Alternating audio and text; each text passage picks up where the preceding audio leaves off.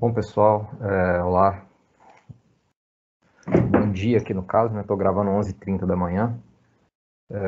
Eu vou falar um pouco sobre aí a nota que eu já disponibilizei para vocês de estudos, né? Sobre limite de função, né? Então a gente já está trabalhando com esse objeto, né? Que são as funções de várias variáveis, e tudo que eu vou fazer aqui vai ser em R2, né?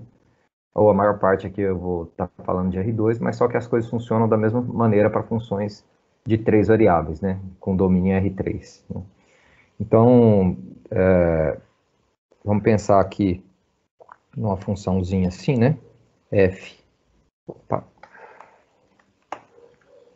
Uma função f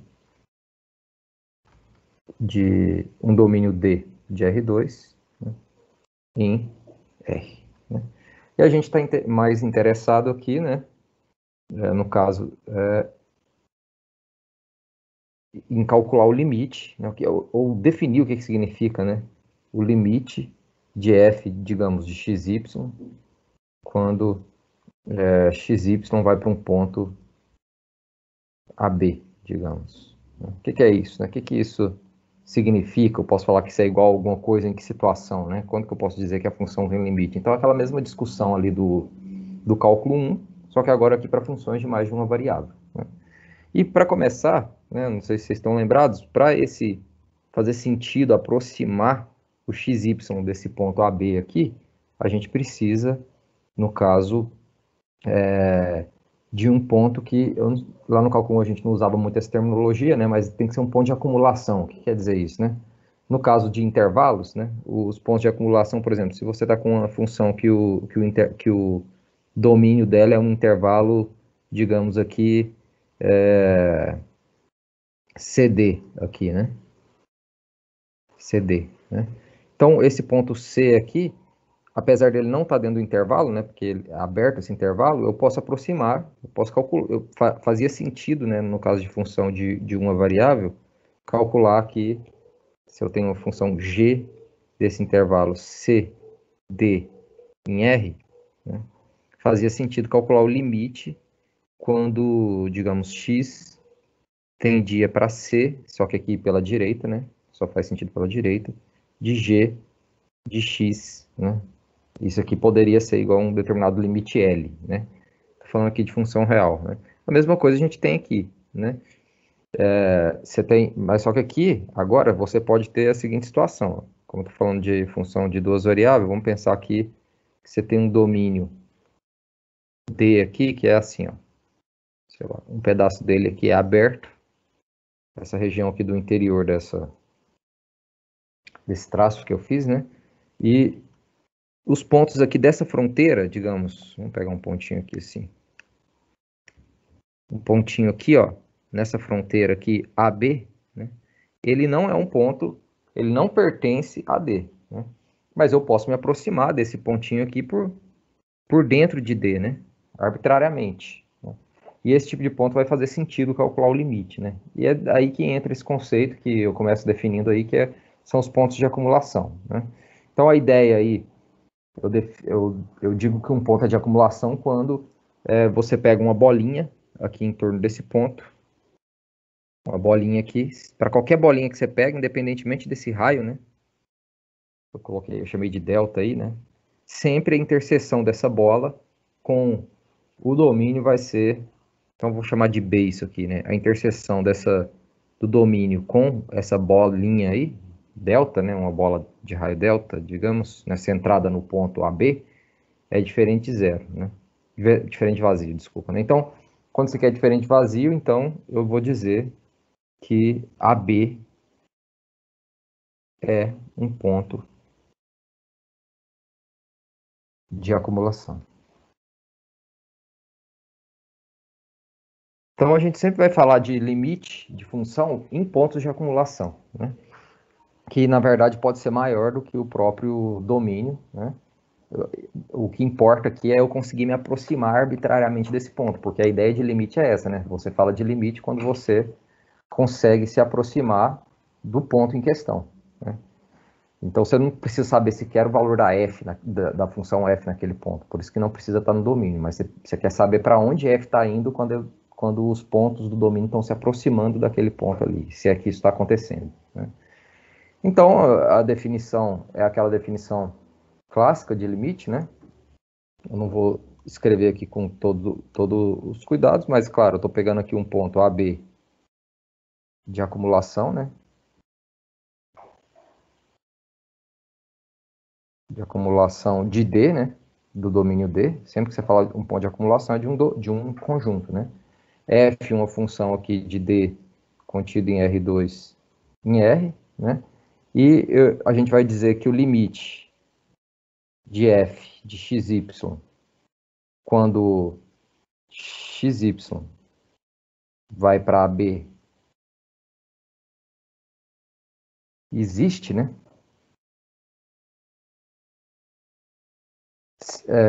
Aliás, a gente vai dizer o seguinte, né? A gente vai dizer que esse limite é igual a L, né? Ou seja, existe é igual a L, né? Se somente se, o que acontece? Aquela mesma ideia, né? Quando você se aproxima do ponto AB, a imagem da F está se aproximando de L, né? O que significa se aproximar do ponto AB?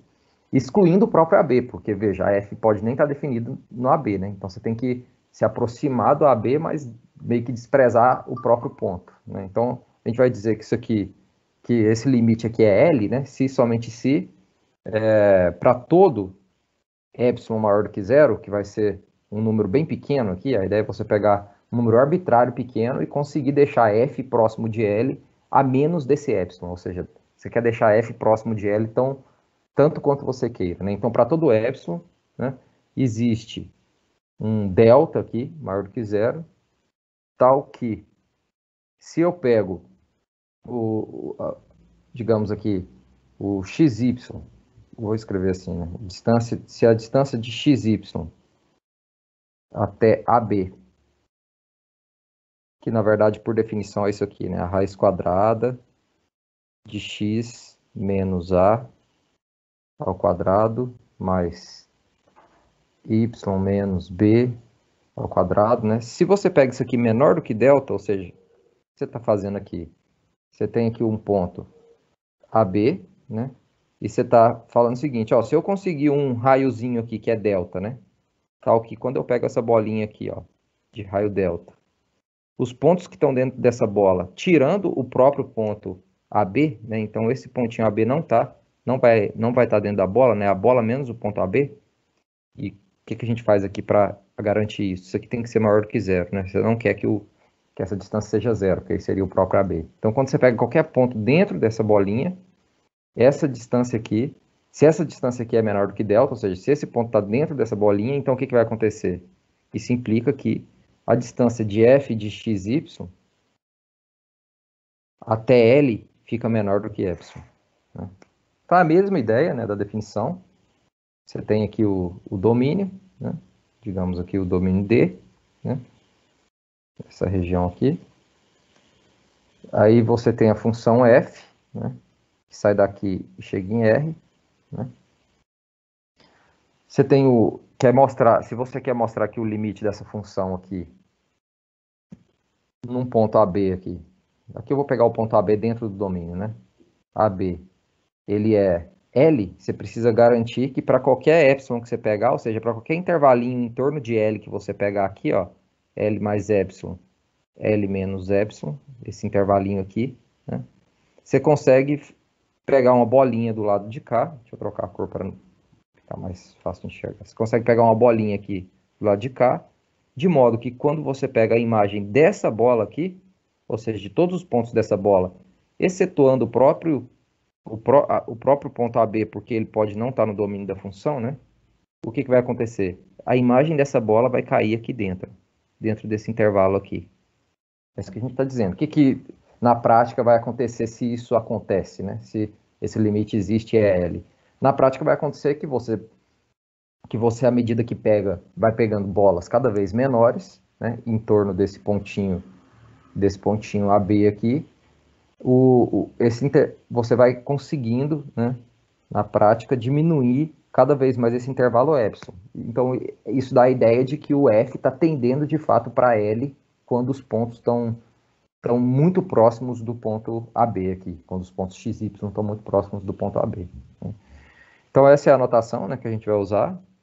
Essa definição ela é bem formal, né, as contas mesmo, a gente raramente vai fazer desse jeito. Eu coloquei um exemplinho aí só, onde a conta é feita assim. Né? Outra anotação, antes de fazer o exemplo, né, para isso aí, às vezes a gente usa assim, ó, f de xy, quando o limite existe, né?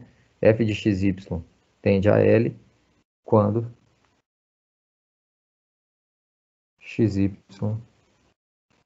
tende a B, por exemplo. Né? É outra notação que a gente vai usar algumas vezes, né? É importante observar esse detalhe aqui, ó. Eu coloquei até como uma observação aqui, que você tem que tirar o próprio ponto AB, porque ele pode nem estar no domínio da função, né? Então, inclusive, o valor da função no ponto AB não importa, né? Você pode pegar uma função que o f de AB seja diferente de L, f de AB diferente de L, você pode estar até definido no ponto AB, né? Mas ele é diferente de L, mas o limite pode ser L, né? Isso aqui pode acontecer, né? O limite quando xy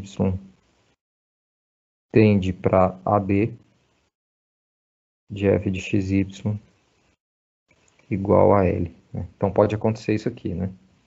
É possível. Só então eu tive que sair aqui e estou retornando só agora. Né? Era cerca de 11h30 a hora que eu saí. E aí acabei aproveitando para almoçar. Então, retomando aqui, né? A gente estava falando sobre. Deixa eu só ligar a câmera aqui, que eu acho que está desligada. Pronto. A gente estava falando aqui sobre limite de função, né?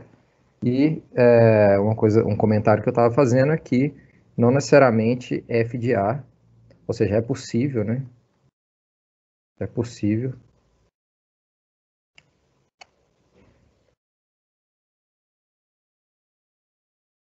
que f de AB, por exemplo, aqui seja diferente de L e o limite de f de xy, né?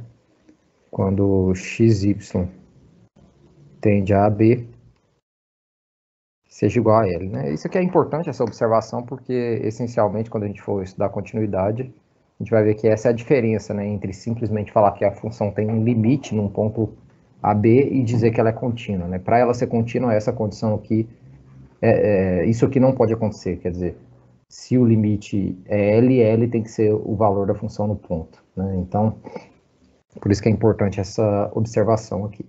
Né? Bom, voltando aqui para a nota de aula, né? Eu fiz aqui um exemplo, né? Foi dessa função aqui. Deixa eu colocar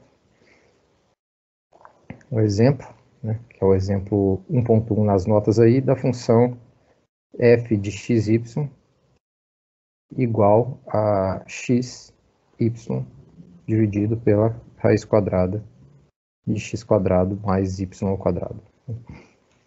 E aqui eu demonstrei pela definição, né? Aquela definição com epsilon e delta, né? Que essa função aqui tem limite no ponto 0, 0, né?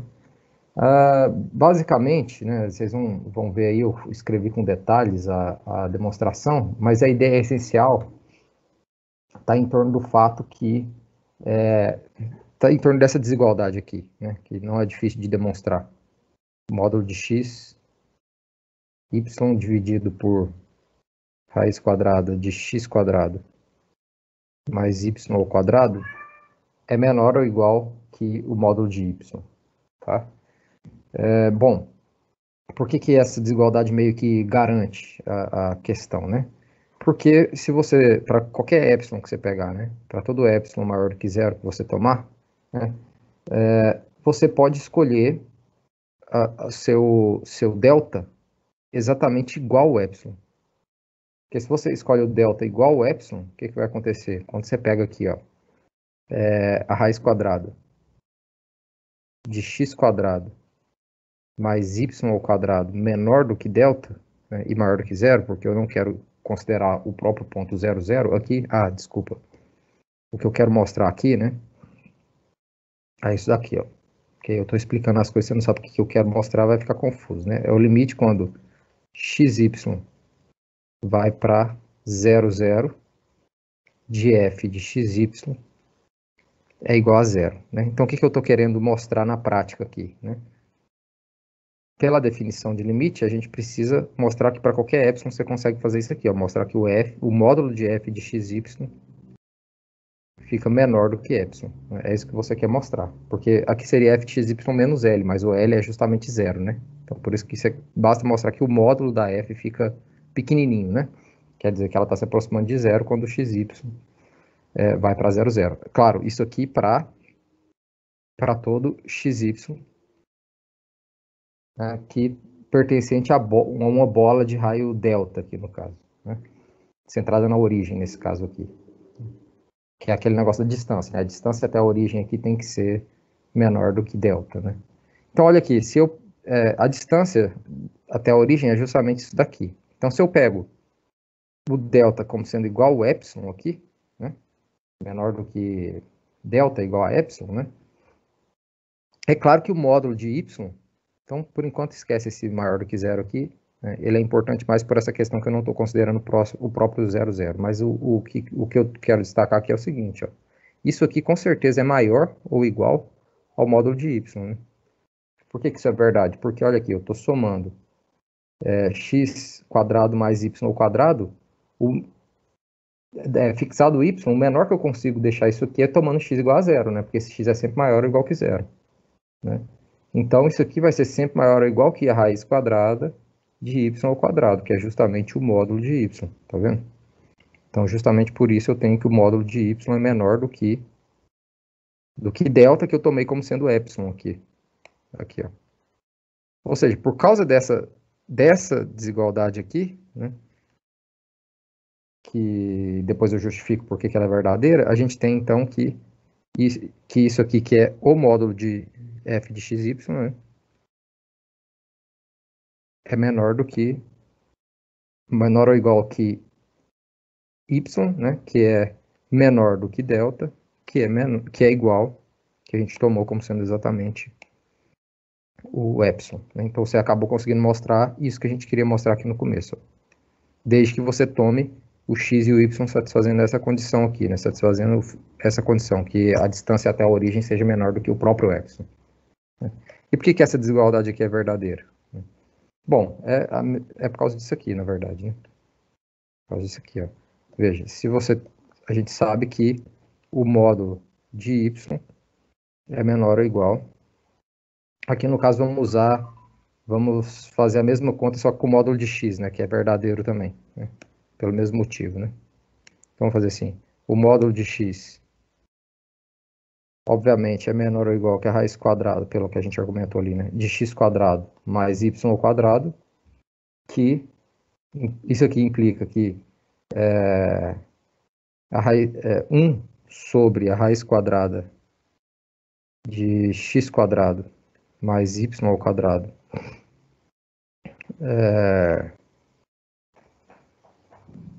menor ou igual que 1 sobre x, né? 1 sobre o módulo de x, né? Agora você pode multiplicar dos dois lados por módulo de xy, né? Módulo de xy dividido por raiz quadrada de x ao quadrado mais y ao quadrado é menor ou igual que o módulo de xy dividido pelo módulo de x, que é igual ao módulo de y, né? Então, claro que eu estou excluindo aqui o ponto 0, 0, né? Porque eu não poderia fazer essa conta com esse ponto, né? Basicamente, essa é a argumentação, né? Talvez um jeito até melhor de argumentar isso aqui, né? Porque aqui eu acho que ficou assim, porque aqui você impede que o x seja igual a zero, né? Então, melhor do que isso, deixa eu fazer diferente aqui, então. Vou fazer assim. O x está do lado de cá, vou deixar ele de cá. Vou fazer assim, fica mais claro. Porque aqui eu acho que pode ter um problema nessa argumentação, que em algum momento eu pego 1 dividido por x, eu teria que desprezar o x igual a zero, mas o x igual a zero pode aparecer aqui, só não pode aparecer o 0, 0, né? O x e y igual a zero ao mesmo tempo. Então, vamos deixar assim, ó, esse aqui é menor ou igual que 1, concorda? que eu posso passar dividindo essa raiz quadrada, que é o número positivo, mantendo o sinal, né? Agora sim, aí eu multiplico dos dois lados pelo módulo de y, né? Então, se eu multiplicar dos dois lados pelo módulo de y, eu vou ter justamente o que eu quero aqui. Só mudou a sequência das coisas aqui, né, para evitar a possibilidade de um absurdo aqui. Então, isso aqui mostra que essa desigualdade aqui. Então, a partir dessa desigualdade, né, é possível garantir que o seu módulo de f de x fique menor que epsilon, né, para qualquer epsilon dado. Desculpa o rabisco aqui, né, o objetivo não é escrever direitinho, está bem escrito lá nas notas de estudo, tá? É só para vocês irem acompanhando aí, né? Então, essa demonstração, claro, ela não é simples, eu peguei uma função simplesinha aqui, né, por isso que a gente fez rápido, né, mas algumas vezes, dependendo da cara da função, você vai ter extrema dificuldade de encontrar qual que é o caminho correto, né, como que você tem que escolher delta em função de epsilon para garantir que vai deixar a função menor do que epsilon. Essa é a grande dificuldade, a maioria das vezes, né. E aqui eu peguei o limite na origem, né, que facilita um pouco as contas também, mas poderia ser o limite de uma função que o L não é zero e não é na origem, então poderia complicar um pouco mais as contas também, né? Então vamos lá.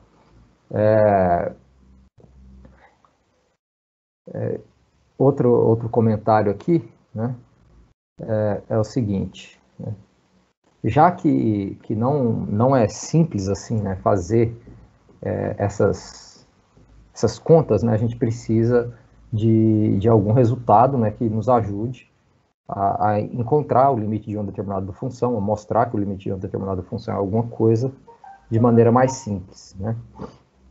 E aí eu coloquei uma proposição lá nas notas, eu vou deixar para vocês estudarem ela com mais cuidado, né? Eu vou basicamente aplicar ela aqui agora em alguns exemplos, né, para vocês entenderem como que ela pode ser utilizada, né? Mas basicamente você tem duas situações. Você tem uma função f aqui. Essa aqui é a proposição lá da nota 1.1. 1.2, desculpa. 1.2. A ideia é assim, se você tem uma f de xy, né, tal que... Vou escrever de forma bem resumida, só para pegar os principais pontos aqui, né? Tal que quando você aplica f no cosseno θ e... Desculpa, vou colocar assim, r cosseno θ, né? R, eu vou usar coordenadas polares aqui, r cosseno θ, e no lugar do y você coloca r seno θ, e quando você faz essa conta, acontece que a sua função acaba sendo produto de duas funções, onde uma depende só de r e a outra só de θ, você vai ter duas possibilidades aqui, né? A primeira é que se a sua função g é limitada, digamos, se o módulo de g é menor do que um k aqui, e você sabe que o limite de h de r vai para zero quando r, aí é que eu estou falando o limite de uma função real, né? Quando r vai para zero, isso aqui é igual a zero, o que você pode dizer? Que na verdade o limite da sua função quando xy tende a 0, 0, que é f de xy, né, é igual a zero. Por que você pode dizer isso? Basicamente é só você, assim, tem como a gente demonstrar isso precisamente, mas a ideia basicamente é assim, você tem uma função aqui que está limitada, então não importa como esse θ está variando, você sempre vai ter isso aqui limitado entre, digamos, menos k e k, né? Tá? Isso não explode, não fica muito grande. E isso aqui está indo para zero, quando r está indo para zero. Então, por mais que esse θ fique variando aí, você está com uma coisa que está presa aí, né, aqui dentro de um intervalo, ele não explode, então ele nunca vai conseguir vencer esse h de r que está indo para zero. Então, isso empurra toda a função para zero, digamos assim, né? Então, esse exemplo aqui de cima dá para resolver usando isso, né? Vamos fazer esse exemplo aqui de cima usando isso aí. Depois eu comento a outra parte disso, né? Você tem aqui, se você pega aqui f, naquele exemplo lá, né? No exemplo, né? F de r cosseno θ, r seno θ, o que vai dar aqui? Vai dar r quadrado cosseno θ seno θ, né? porque lá é x vezes y em cima, né? Dividido pela raiz quadrada de r ao quadrado. Porque embaixo está x quadrado mais y ao quadrado, né? Então, vai ser r cosseno θ ao quadrado, r vezes cosseno θ tudo ao quadrado, mais r vezes seno θ tudo ao quadrado. Vai sobrar só a raiz quadrada de r ao quadrado. Né? Ah, só um detalhe aqui, o limite, aqui é quando zero vai para zero pela direita, ou pela esquerda, tá? Porque... Ah, não, pela direita, desculpa, né? Porque você está... R normalmente a gente toma aqui só como sendo números positivos, porque está falando de um raio, né? Por causa daquele apelo geométrico que tem as coordenadas polares. Então, veja, quando você faz essa substituição, você tem que a sua função ela é justamente R, que é R vezes cosseno θ, seno θ. Então, estou justamente naquela situação, né? Essa aqui é a minha H de R, que está indo para zero, né? E essa aqui é a minha G de θ, que tá limitada entre menos 1 e 1, né? O módulo de G de θ é sempre menor do que 1 aqui, porque cosseno vezes seno nunca vai extrapolar 1, né?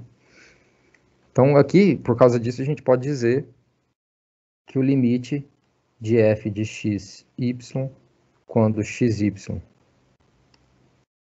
tende a 0, 0, é igual a zero, como a gente viu, como a gente demonstrou lá no exemplo, né? Então, aqui eu estou aplicando essa proposição para resolver isso. Então, uma outra situação que pode acontecer da proposição é você ter lá, ainda assim, a sua f de x de r cosseno θ, r seno θ, igual àquela h de r vezes g de θ, só que aí aqui acontece uma coisa melhor com a g, né? Ela não só é limitada, como é constante, na verdade, né? Então, se g de θ é uma constante, ou seja, não depende, na verdade, de θ, quando você faz a conta, isso, de alguma maneira, o θ não aparece na expressão, ou seja, você acaba obtendo uma função só do raio, né? Então, você pode dizer que o limite, quando h... Ah, tá, e mais, né? E o limite, quando r tende a zero pela direita de h de r, dá alguma coisa que não necessariamente precisa ser zero, dá L, tá? Você vai ter que o limite da f de x, y, é igual justamente esse produto aqui, né? O limite quando xy vai para 0, 0. Né? Vai dar justamente o de C com L, né? Desses dois valores aí. Né? Um exemplo que eu coloquei disso aí, deixa eu ver se eu coloquei algum exemplo desse segundo item.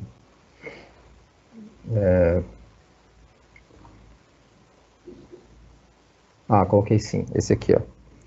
Um exemplo é se f de xy é igual ao seno de raiz quadrada de x ao quadrado mais y ao quadrado, vocês vão perceber que sempre, normalmente, quero dizer, né, é interessante usar essa estratégia quando aparece essas coisas do tipo x quadrado mais y quadrado, né, na expressão. E, claro, isso só vai dar para fazer para função de duas variáveis, tá? Porque eu estou falando de coordenadas polares, então só x e y aqui. Né? Então, x quadrado mais y quadrado aqui. Se você faz essa substituição, f de r cosseno θ, r seno θ, desculpa a minha letra aí, tá, pessoal? Estou acostumando aqui ainda. Vai ser seno de... Veja que nessa aqui ainda apareceu o θ aqui, né? Cosseno θ vezes sin θ. Olha nessa aqui o que vai acontecer. Vai ficar seno de raiz de r ao quadrado dividido por r ao quadrado. Ou raiz de r ao quadrado. Como r é sempre uma coisa positiva, né? A gente pode escrever assim, seno de r sobre r. Né? Então, o que a gente pode falar? Aqui, na verdade, a gente já viu que o que depende de θ, né? Ficou como um produto, mas não depende de θ e aqui é igual a 1, na verdade, né? Você poderia enunciar isso aqui, inclusive assim, se quisesse, tá? Eu enunciei desse jeito para aproveitar a primeira parte do enunciado lá, mas você simplesmente pode fazer assim, ó. Se isso aqui fica sendo uma função só de r, né? Então você esquece essa constante c, né? O que vai importar é o limite só dessa função que depende de h, né, L. Que a gente sempre vai ser essa situação, né? Porque se ali depende só de uma constante, a constante já pode aparecer aqui embutida na função h, entendeu? Isso que eu estou querendo dizer. Então é o caso aqui, né? Então para eu calcular o limite da função quando o xy vai para 0, 0, o que acontece aqui? É o limite dessa expressão aqui. O limite dessa expressão aqui é um limite fundamental, que é 1, né? Mas se você não estiver lembrando, basta fazer L'Hopital, né? Você deriva, porque aqui está dando uma indeterminação do tipo 0 sobre 0, né?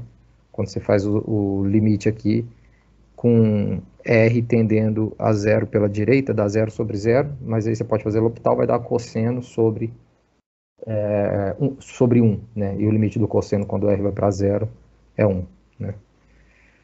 Então aí você vê que isso aqui vai para 1. Então a gente consegue concluir que o limite dessa função aqui é 1 no 0, 0, né? Aí você pode pensar assim, professor, mas está estranho isso, porque parece que eu estou fazendo o limite só através de uma curva, né? Na verdade não é, né? Justamente por causa dessas condições que a gente colocou sobre a função aqui, ou seja, ou por um lado você está fazendo a função h indo para 0 e o θ não está fazendo explodir a outra parte da função, você garante que por qualquer caminho que você for, você sempre vai chegar no 0, né? Por causa dessa limitação do θ, que foi aquele primeiro exemplo. Nesse segundo caso aqui, a coisa não depende de θ, né? Só vai depender mesmo desse raio aí, né? Então, aí você está garantindo que a sua função, quando colocada em coordenadas polares, a variação do θ não vai interferir nesse limite dela, né? O que está por trás é isso. Tem a demonstração bem feita aí nas notas de estudo. Acho que vale a pena gastar um tempinho para entender a demonstração, onde eu uso épsilon e delta aí, né, a própria definição para mostrar isso. Aí tem mais um exemplo aí, né? Eu queria falar um pouquinho com vocês agora da situação em que você quer mostrar que o limite não existe, né? Todos esses exemplos que eu dei, o limite existia, né? Mas e quando o limite não existe? O que eu faço para garantir isso, né? Aí a gente tem lá no caso do cálculo de uma variável, né? O que a gente tinha? Por exemplo, você tinha uma função assim, ó. Você tinha uma função que tinha esse comportamento aqui. Isso aqui é f, né? A função, o gráfico da f, né? xy. Aí num determinado pontinho A aqui, você tinha essa quebra. Isso aqui o limite não existia, né? O que você tinha que fazer para garantir que o limite não existia? Você calculava um limite lateral, né? Ou seja, você viu o limite da f quando estava aproximando do ponto A por aqui e quando estava aproximando por aqui, né? Então, pela esquerda você chegava numa coisa, pela direita você chegava em outra, sei lá, f, vamos colocar assim, você chegava em... Aqui nem precisa estar... esse ponto nem precisa estar no domínio da função, né? Você pode até tirar ele e colocar aberto aqui, né? Por um lado você tem C, por outro você tem D, né? E como essas duas coisas são diferentes, aí você garantia que o limite não existia. Aqui a gente tem uma coisa semelhante, só que aqui seu domínio não é mais essa retinha aqui, né? Como a gente fez nesse caso. Seu domínio agora é o R2, por exemplo, né? Então você tem aqui um domínio D, né? Essa região toda aqui. Você tem um pontinho A aqui, onde a função está AB, né? Onde a função está definida. O que você tem que fazer para garantir que o limite não existe? Você vai ter que mostrar que você consegue aproximar desse pontinho por um caminho aqui, digamos, C1, e por um outro caminho aqui, C2, né? Tal que ao longo desses caminhos diferentes aqui, você consegue limites diferentes para a função. Ou seja, quando você compõe a função com a parametrização desses caminhos, você tem uma função real, né? Lembrem, né? Uma parametrização é sempre assim, né? Uma parametrização de um caminho em R2 vai ser uma coisa de R em R2, né? E a sua função aqui, ela é uma coisa de R2 em R, né? Então, se você faz a composição F composta com R, né? De T, isso aqui vai ser... Aliás, deixa eu só colocar aqui. F composta com R vai ser uma coisa assim, ó. Você vai sair daqui, vir para cá primeiro, né? Que vai aplicar primeiro na R, aí depois você vai... Que é a mesma coisa aqui, né? Você vai fazer uma conexão com isso aqui. E você sai daqui e vem para cá. Então, você sai de R chega em R. Agora você tem uma função real. Então, meio que você cai... quer dizer, para cada caminho que você pega, você tem uma função real. Se você pega dois caminhos diferentes, onde o limite vai ser diferente para cada um deles, é possível mostrar, e eu demonstro isso aí, que esse limite não existe nesse ponto, né? Porque se existisse, através de qualquer caminho tinha que dar a mesma coisa, né? Então essa é a ideia, né, geral, né? Eu não vou demonstrar aqui a proposição, vou deixar para vocês estudarem a demonstração sozinhos, né? Mas eu vou fazer um exemplo disso aí, né? Um dos exemplos que eu dei aí é o seguinte. Se você pega aqui a função... Vamos ver aqui se esse limite aqui, quando xy vai para 0, 0, de x quadrado menos y ao quadrado, dividido por x quadrado mais y ao quadrado, existe. Essa é uma pergunta, né? Esse limite existe? Então, por exemplo, se a gente pegar esse, claro, eu preciso de caminhos que passam por esse ponto aqui, né? Você tem que pensar sempre nisso. Eu preciso de caminhos que passam pelo ponto AB. O meu ponto AB aqui, no caso, é 0, 0. Né? Então, o que você tem que pensar, né, já que eu estou querendo mostrar que não existe esse limite, o que a gente vai ter que pensar aqui é o seguinte: será que eu consigo construir dois caminhos diferentes que passam por 0, 0, de modo que na hora que eu mando os pontos desse caminho para 0, 0, por um lado dá uma coisa, por outro dá outra, né? Por um caminho dá uma coisa, por outro dá outra. Aqui não tem mais como falar de limites laterais, né? Porque agora eu tenho uma infinidade de caminhos que passam por esse ponto, e não mais, como no caso das funções reais, apenas dois caminhos. Aqui eu tenho infinitos caminhos. Então vamos lá, né? Se você pega aqui, ó, esse caminho R de t como sendo o caminho t 0, por exemplo, e o que vai acontecer aqui? Primeiro, quando você faz o limite com t tendendo a 0 de R de t, isso aqui vai dar justamente... Aqui eu estou pegando o quê? Eu estou pegando o eixo x, né? Estou pegando y sempre igual a 0 e andando em cima do eixo x. Isso aqui vai dar o quê? Vai dar 0, 0. Né? Ou seja, eu chego nesse ponto aqui A, AB, né? No caso que é 0, 0. Né? Mas aí quando você calcula o limite disso aqui, ó, limite... Vamos fazer aqui o limite agora. Limite de f de r de t, quando t vai para 0, é o quê? É o limite, quando t vai para 0, de t ao quadrado, aí y é igual a 0 aqui sempre, né? Então vai sumir, dividido por t ao quadrado. Isso aqui é igual a t ao quadrado sobre t ao quadrado é 1, é constante igual a 1. Né? Por outro lado, se eu pego esse caminho aqui, ó, s de t igual a 0t agora, né? Estou invertendo aqui, eu estou pegando o eixo y agora, mantendo x igual a 0. Mais uma vez eu tenho que esse limite aqui da S é 0, 0, então vai passar por aquele ponto, e eu preciso verificar se ao longo desse caminho, ou seja, quando eu componho a F com S de t, quando eu faço essa composição aqui e calculo o limite quando t tende a 0 dessa composição, isso é igual ao quê? É o limite quando t tende a 0 de 0 menos t ao quadrado dividido por t ao quadrado. Então, corta aqui, isso aqui dá sempre 1, menos 1, quer dizer. Ou seja, a gente tem que essas duas coisas aqui, ó, são diferentes. Se elas são diferentes, essa função não pode ter limite. Né? Então, a gente pode dizer que o limite não existe. Né? O limite não existe. Tem outros exemplos aí, né? Vou deixar para vocês entenderem. Claro que essa regra aí, né? Essa estratégia, ela funciona para R3 também, só que, claro, você vai ter que pegar curvas que são parametrizadas por funções vetoriais tridimensionais, né? São parametrizações de curvas em R3. Tem um exemplo disso aí também, né? É claro que quando você pega dois caminhos diferentes e os limites coincidem, isso não garante que a sua função tem limite naquele ponto, né? Porque ainda assim pode existir um terceiro caminho que não vai coincidir com aqueles outros dois, né? Por exemplo, vamos ver aqui nesse exemplo mesmo, ó. a gente poderia escolher um outro caminho onde isso aqui vai dar 1. Um caminho diferente desse, de modo que isso aqui vai dar 1. Vamos pensar aqui, eu poderia colocar aqui, ó. Se eu pego aqui, no lugar de x, eu pego, ao invés de t,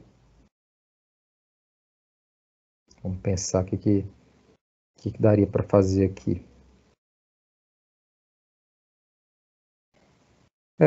A gente teríamos que pensar um pouco melhor aqui, né, com mais tempo. Mas o que eu quero destacar aqui, né, é que você pode muito bem ter dois caminhos que está dando o mesmo limite, né, mas num terceiro caminho o limite dá diferente, né, digamos assim. Então eu queria usar esse exemplo aqui, né, não consegui pensar de cara um caminho por onde que é diferente desse e que vai dar 1, né, mas a gente pode tentar aí encontrar algum outro caminho por onde isso vai dar 1 também, né? Bom, no mais, né, basicamente foi isso que eu apresentei nas notas, né? Tem alguns detalhes a mais, exemplos a mais, só que essa é a ideia geral. Depois eu apresento uma proposição aí que eu não demonstro, basicamente mostrando que o limite de funções de várias variáveis funciona como um limite de uma função real, no sentido de que as propriedades, né, de limite, elas continuam funcionando aqui. Quer dizer, limite, se você pega duas funções que têm limite, o limite da soma é igual à soma dos limites, né, no mesmo ponto. O limite do produto de um escalar por uma função é o escalar vezes o limite da função. O limite do produto de duas funções que tem limite é igual ao produto dos limites, né? Essas coisas, né? O quociente é o quociente dos limites desde que o de baixo não seja zero e por aí vai, né? Então essa é a ideia dessa nota, né? Se vocês tiverem alguma outra dúvida, eu estou à disposição para tirar a dúvida lá na plataforma. Então, tudo de bom aí e até a próxima.